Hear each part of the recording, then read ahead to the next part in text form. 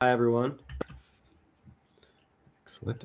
All right, there we go. So welcome, everybody. My name is Andrew Hadro. I am a product specialist for Van Doren USA. I'm coming to you from the Van Doren studio in New York City. That's where I work. I help musicians, educators, our artists, students, everybody come in. I deck them out in equipment and work with them to find the right setup. I also do a lot of work with the artist relations team. And today, I'm very pleased to welcome you to what we have. We have an online webinar. If you're joining us through the Midwest Clinic, welcome. If you're joining us through the public or you saw it on social media, welcome. If you're joining us in the future and you saw this on YouTube at a later date, also welcome. Today is December 18th, 2020. I do want to let you know that this is part of the Midwest Clinic. As part of this clinic, as well as some other events, we have a virtual booth. I'm going to drop the link in the chat right there. We have a whole bunch of free downloads, educator info, list of the events, all this great stuff at our booth. So check that out as part of the Midwest Clinic, and also some other of the events coming up. I do want to let you know we have a 30-minute webinar with Danny here, but if you do have a question, you can pop it in the chat here. And we'll take care of that. We'll answer it. Also, there is a document, a PDF that Danny's going to be going through. That's available for you to download as a handout. If you see the blue event info button and click on the shared files, you'll be able to get a copy of that and take it with you. So again, thank you for joining us. I'd like to introduce our guest. With us today, we have saxophonist Danny Janklow. I've known Danny a very long time because Danny came and was actually a student at a camp I still teach at now, but this is a long time ago. And I met him then, was blown away by his playing then, and he's only continued to do amazing things. He's based out in Los Angeles. He teaches, he plays, he's an enormous presence on the internet and doing a lot of really cool content there. And I'm very pleased to welcome him to talk to us today about achieving bebop articulation on the saxophone. So without too much further ado from me, I want to introduce you all to Danny Janklow. Welcome, Danny. Thank you, Andrew. Hi, everyone. Hope you're all well. Again, my name is Danny Janklow. I'm a saxophonist and based in Los Angeles. I have a couple records out. My debut record came out in 2017 called Elevation. And then an EP called Worlds Collide came out in 2019. I want to tell you about a really cool opportunity before I show this first video of my live record, which is coming out next year, my first live record. This song you'll hear is California. It's off my first record, Elevation. And a really cool thing that Van Doren and I are doing right now is if you order my vinyl Worlds Collide, which I'm releasing again on vinyl, you can go to my Instagram. It's the link right there in my Instagram. If you order that in the next 48 hours, again, today is December 18th, correct? So within 48 hours, if you order that, you'll get an exclusive access to this video. You'll get the digital download to Worlds Collide, and you'll also be entered in a raffle for your favorite box of Van Doren reeds. My favorite box of Van Doren reeds is the 2.5 blue box for alto saxophone. I tend to really love the way these reeds play. I think they're very thick at the heart. And I think, for the purposes of getting a great sound and a flexible sound, these blue box reeds really work well. If you're curious about my setup, and on this video, you'll see I'm playing an A5 S+, and on that video, I'm playing a Yamaha horn. It sounds great on my Yamaha. It also sounds great on my Mark 6. Oh, where's the camera? Yeah, so that's the setup there, A5 S+. And without further ado, here's California, and then we'll get into some articulation talk. Hope you guys enjoy.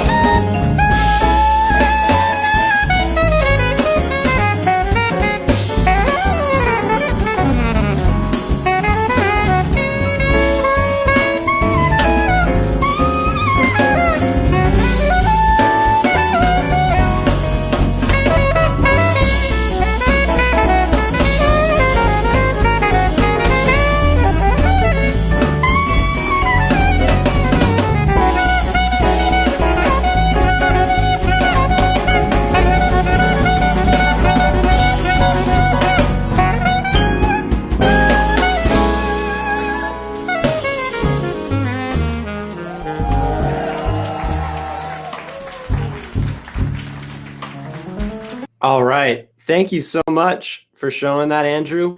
Again, if you're just joining us, my name is Danny Janklow. That was a sneak peek at my 2021 upcoming release. That was a track called California off of the live record coming up in 2021. Oh, somebody said sound is off. Anyways, I'd like to get into some articulation stuff. Thank you again to Van Doren for having me. If you're interested in connecting with me, my Instagram is right there. I do a lot of education stuff on Instagram. I also do, a lot of different practice videos and stuff like that. One of the things that I like to work on with my students is clarity and articulation, especially for bebop articulation. One of the things that really helps, if you don't know your bebop scales, is to learn your bebop scales. If you don't know what I mean, there's 3 bebop scales that are commonly played. One is a dominant bebop scale. So if I'm in the key of on alto C7 or concert E flat 7, I could play a C major scale, but adding a B flat in there. So I'm going to do that 2 octaves, and I'm going to use an articulation that is Si dau dau dau dau. That's the articulation that I like to use on the bebop scale. Si dau dau dau dau. And I'm really training my tongue to lightly caress the tip of the reed. A lot of people, when they think about saxophone articulation, maybe have a different, maybe misconstrued concept of how to approach the reed. I like articulating right on the tip of the reed and very, very delicately kissing it with your tongue, for lack of a better word. So this is the C dominant bebop scale.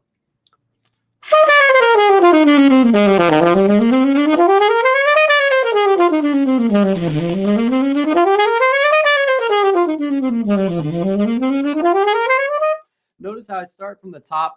I like descending and then ascending. And I like working on, well, for right now, I'm working on it really quietly because it's really early here. It's about 8 o'clock in Los Angeles. So I'm working on a very delicate articulation, but I'm also working on ghosting some of those. I'm air accenting a little bit. Something that I tell a lot of my students is that articulation doesn't really come from your fingers. It doesn't always even come from your tongue. A lot of times it's a combination between how we air accent and how we ghost, and also how we articulate with our tongue. It's a combination of all those efforts that creates not only clarity, but also good time feel. So another bebop scale that I like to play, let's say we're still in the key of E flat major, C on alto saxophone if you're an alto player. We would do a flat 6 on the major scale. So we'll add an A flat after the A, in between the A and the A and the G. And if you're a band director out there, this is a really great scale to use over, improvising on major chords. Here's this one.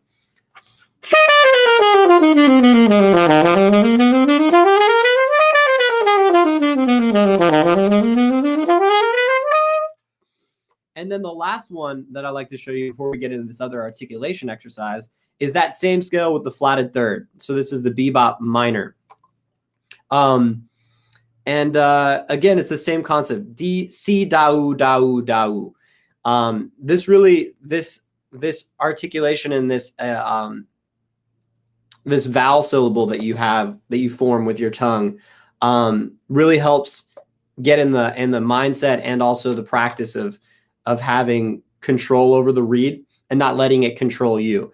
Because the more you're in sync with the reed, the more you're letting it vibrate, the better sound you're going to have, the better tone quality you'll be able to have. And that's why I say practice it in 2 octaves, because, or if in 3, if you'd like.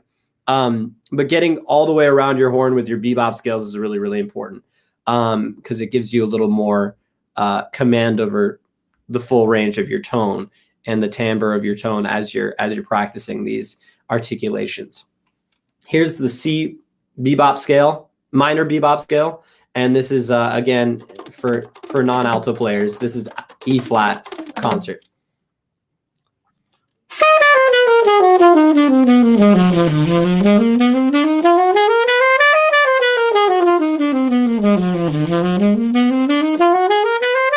I'm going C da oo da oo da oo da oo da oo da.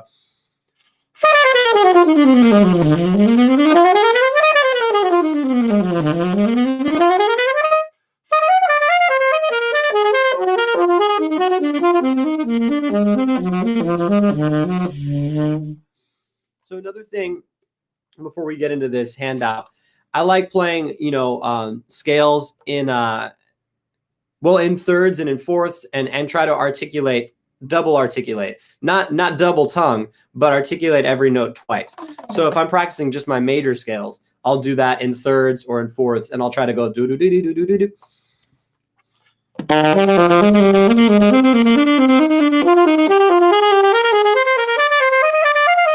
And try to get sort of a legato articulation. This may sound classical to you, but if you add a little bit, actually, it really is coming from classical exercises. But if you add a little bit of air accent, you can get it sounding like it's a bebop line.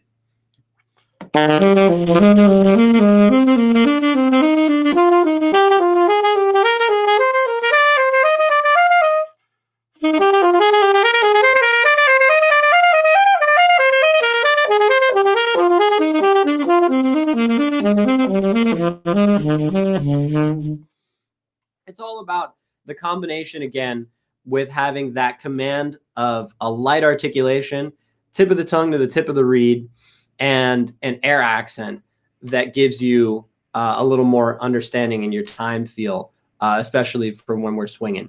Andrew, if you wouldn't mind putting up that PDF, we're going to take a look at an articulation exercise that I give a lot of my students. And this is coming from and inspired by one of my favorite saxophone players that goes by the name of Sonny Stitt. If you're not hip to Sonny Stitt, he is a second-generation bebop saxophonist. Charlie Parker, touted him as, giving him the keys to the bebop kingdom.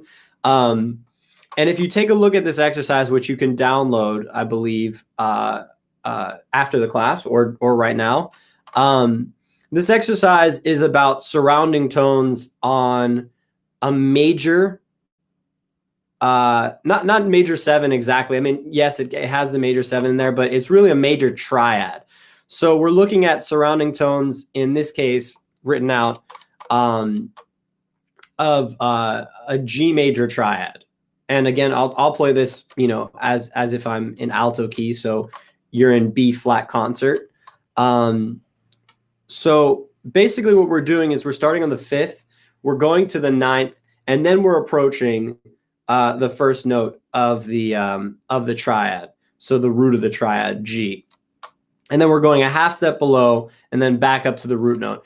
And we're using this, kind of 4-note sequence, if you will, to surround the 3rd and also the 5th.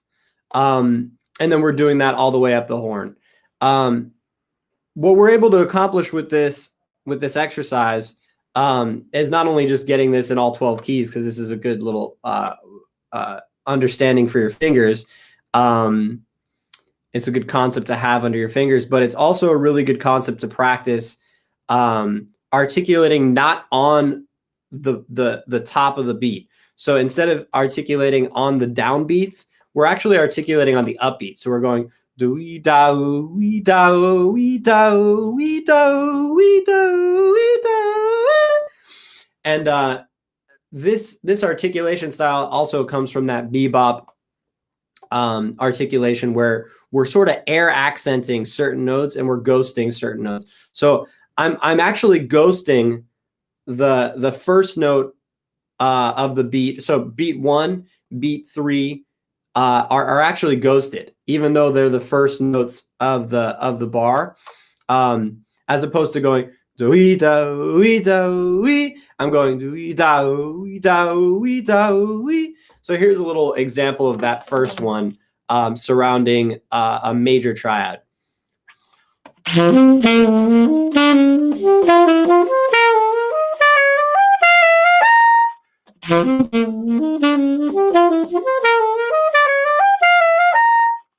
Right, so if I play that a little faster, you really hear that I'm accenting with my tongue and a little bit with the air on the and of 2 and the and of 3. So that really helps to get a little more clarity in your eighth note lines, and as well as just give your playing a little better time feel. So I'm going to demonstrate this first one in well, I'm going to go down in whole steps. So I'll do the G major and then F major and then E flat major, all in alto key. If you're in concert key, it would be B flat, A flat, and then G flat major.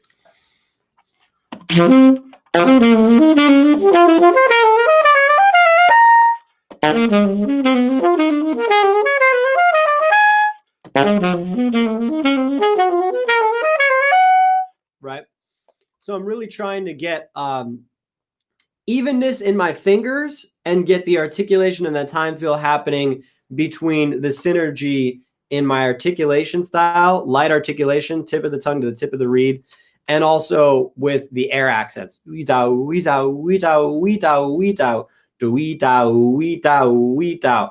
really saving that strength of the articulation between the tip of the tongue and the tip of the reed for that and of 1 and of 3. And as you can see, it sounds like I'm articulating maybe more than I am, but that's the secret, I think, for bebop articulation is more is less. Sorry, less is more. Less is a lot more, especially when you're articulating on something fast like Cherokee. So here's maybe putting this into context like Cherokee.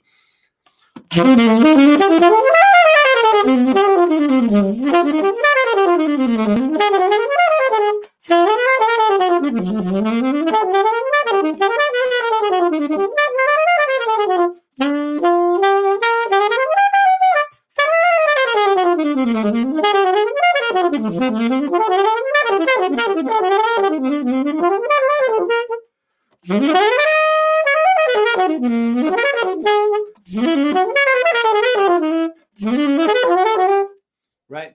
So I'm really focusing on just air, moving air, and the articulation is very light, and it doesn't interrupt the airflow. If anything, at a fast tempo, you're really trying to play almost straight and then accent a little bit with the tongue and a little bit with your air, because any more than that, you're going to disrupt your time feel.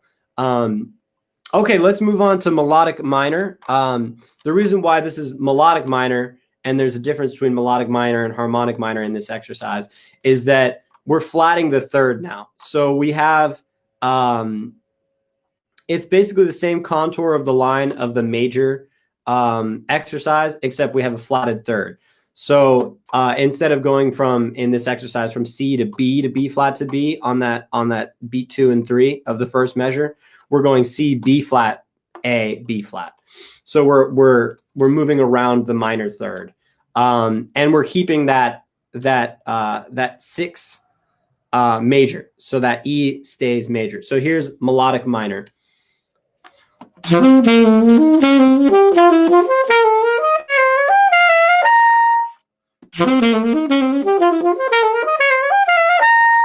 Okay, so doing that throughout the keys is really important too. I'll demonstrate it in 3 keys, and then we'll move on to harmonic minor.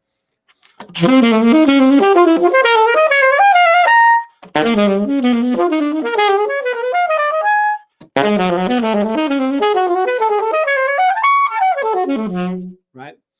So the next one we'll do is harmonic minor. So the difference between melodic minor and harmonic minor in this exercise, same contour to the line, except now we flat the 6th. So now we have an E flat in there as opposed to an E natural.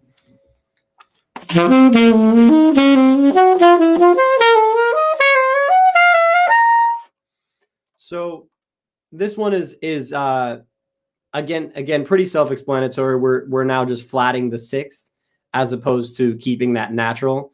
The reason why is because in melodic minor we have a flat sixth and a major seven. And these exercises, if done correctly and also consistently, I think will help you get a lot more clarity in your saxophone articulation. Also very good for your fingers as a warm-up, and it's something that has helped a lot of my students. So I hope that you take a look at them. And if you'd like to hit me up, please do. My Instagram is right there. Again, what you saw at the beginning was an exclusive look at California. California is from my debut album, Elevation, which you can find on all streaming platforms. And if you'd like to check out Worlds Collide is my new or my recent EP, and that is available for vinyl right now. You can go to that link, the Diggers Factory link, and order that. Send me a message because we're doing a special thing with Van Doren to where you get possibly a box of your favorite Van Doren reed. 3 participants will win. So hit me up for that. And I'd love to open it up to take a couple questions in the last few minutes. If anybody has any questions, there's a chat box down below. You can send a question, and I'm sure Danny will be happy to answer it. Awesome. Thank you all for joining. It's a lot. There's a bunch of people here, but it looks like nobody wants to be the first one to ask a question. But that's all right. Fortunately, you can find, somebody's typing, but yeah, I was going to say you can find Danny definitely on the internet. He's very active on Instagram, got a lot of great content there. So if you haven't already followed him there, definitely do. He's got a beautiful website too that I was checking out today. Thank you. But definitely very active on Instagram and some other. Here we are. Here's a question. Duden tonguing. I don't. The tonguing that I use really is that one that I described, the si dau dau, not duden, but dau. I think that helps me a little more. Dau, kind of like that song. Where was that? Daoud, a little bit like Daoud, but Dau. Oh, okay, we got some more typing. Yeah, excellent. Yeah, Duden tonguing or anchor tonguing, I think some people call it too. Yeah, I don't use that. Yeah, there's all sorts of different variations. Yeah. Mm-hmm. I haven't gotten into studying that. Sounds like you're doing okay. What has really helped me, if you guys are interested in your saxophone players or teachers, books like this, the Closé method book, 25 exercises for Closé. You can actually find this online for free. And there's a lot of great articulation studies in there, and it's very helpful. Very helpful. Couple more questions for you. Yeah. So when you are thinking tip of the reed, you are directly hitting the tip of the reed with the heart of the reed closer. Yeah, definitely. I'm avoiding contact with the heart of the reed because I really want to keep the tongue a little far, but not. I don't want to disrupt the flow of the vibration of the reed, and I think the more you just kind of kiss the tip of the reed as opposed to hitting the heart of the reed, the better, in my mind, for achieving clarity. How would you go about tonguing in a ballad? Well, carefully. I think tonguing in a ballad, you want to have the same sort of sensitivity with as you want with anything, but basically the same way I'd go about it on that Cherokee. I would just try to caress it, just a lot of sensitivity. I mean, I think the nuance is really in your air, especially on a ballad. The nuance is in how you use your air and the flexibility of your sound, something that, a ballad that I like to play is like, Chelsea Bridge.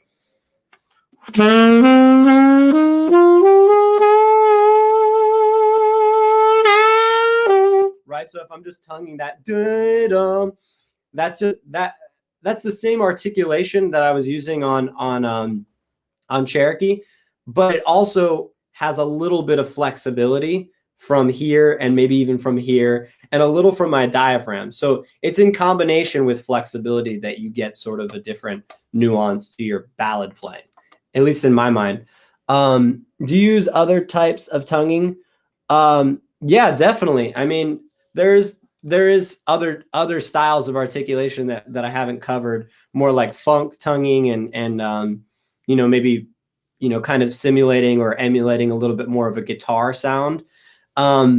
We haven't really gotten into that on this chat. It was more about bebop articulation, but I do recommend studying, those kind of articulation styles, for sure. I'm going to go ahead and drop in the chat a link to a video we didn't get time to watch, but if you guys have an opportunity, it's a great video. This is another video of Danny's Gemini vibe. So that's in the chat. Click on that link. Otherwise, we're just about out of time for today. So I want to say thank you all for being here, and thank you to Danny. That was very informative. A lot of great stuff. Great exercise. Everybody loves Sonny Stitt. So if we could all sound like Sonny Stitt. So again, thank you all for joining. Do check out Van Doren's virtual booth. Check out Danny's Instagram. We've got another webinar today at 3 p.m. Eastern, 2 p.m. Central, and I think that's 11 a.m. West Coast time. That'll be the H2 quartet. So that'll be, and again, thank you all for being here, and thank you, Danny, for doing this. It was excellent. And, my pleasure. Thank you, Andrew. Thanks everybody who tuned in. Please stay in touch and check out, and keep in contact with me. Check out my Instagram and YouTube videos. And if you like that vinyl, send me a message if you order it, because we want to get you some Van Doren reads. We'd love to. Thanks so much, Van Doren. Appreciate you guys. Thanks, Andrew. Take care, everybody. Yep.